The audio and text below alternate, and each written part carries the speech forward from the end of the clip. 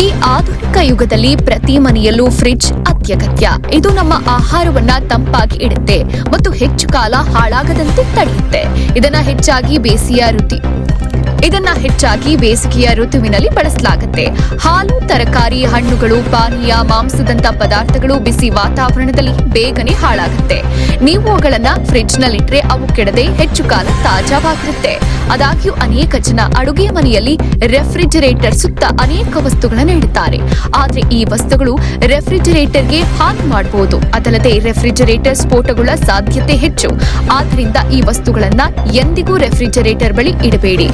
Microwave oven. ಅನೇಕ ಜನ ಅಡುಗೆ ಮನೆಯಲ್ಲಿ ರೆಫ್ರಿಜರೇಟರ್ ಬಳಿ ಮೈಕ್ರೋವೇವ್ ಓವನ್ ಇಡ್ತಾರೆ. ಆದರೆ ಇದನ್ನ ಹೀಗೆ ಇಡೋದು ಒಳ್ಳೆಯದಲ್ಲ. ಯಾಕಂದ್ರೆ ಮೈಕ್ರೋವೇವ್ ಬಳಸುವಾಗ ಅದು ಶಾಖವನ್ನ ಉತ್ಪಾದಿಸುತ್ತೆ. ಈ ಶಾಖ ರೆಫ್ರಿಜರೇಟರ್ ಕಂಪ್ರೆಸರ್ ಮೇಲಿನ ಒತ್ತಡವನ್ನ ಹೆಚ್ಚಿಸಲು ಕಾರಣ ಆಗುತ್ತೆ. Gas stove. ಅಡುಗೆ ಮನೆಯಲ್ಲಿ ಸಾಕಷ್ಟು ಸ್ಥಳವಿಲ್ಲದಿದ್ರೆ ಕೆಲವರು ಗ್ಯಾಸ್ ಸ್ಟವ್ ಪಕ್ಕದಲ್ಲೇ ಫ್ರಿಡ್ಜ್ ಇಟ್ಟಿರ್ತಾರೆ. ಅಡುಗೆಗೆ ಪದೇ ಪದೇ ಗ್ಯಾಸ್ ಬಳಸೋದ್ರಿಂದ ರೆಫ್ರಿಜರೇಟರ್ನ ಪಕ್ಕದಲ್ಲಿರುವ ಮೇಲ್ಭಾಗ ಬಿಸಿಯಾಗುತ್ತೆ. ಇದರಿಂದ ಸ್ಫೋಟ ಆಗೋ ಸಾಧ್ಯತೆ.